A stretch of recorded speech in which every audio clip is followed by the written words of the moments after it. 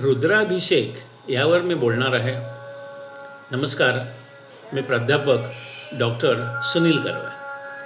श्रावण महिना म्हणजे शिवभक्तांचा पर्वकाळ आणि याच महिन्यात रुद्राभिषेक करावा असं शास्त्र सांगतं.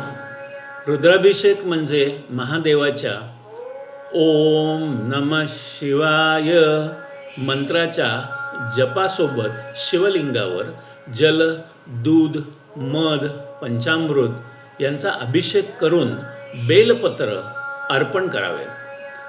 रुद्राभिषेक केल्याने केवळ आध्यात्मिकच नाही तर ज्योतिषशास्त्रानुसार ग्रहदोषांपासूनही मुक्ती मिळते.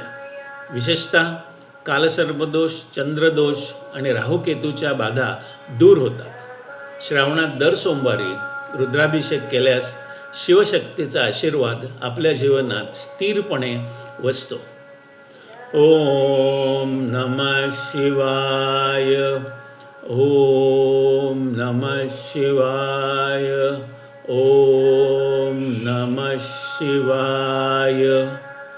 जप करायला विसरू नका. तथास्तु.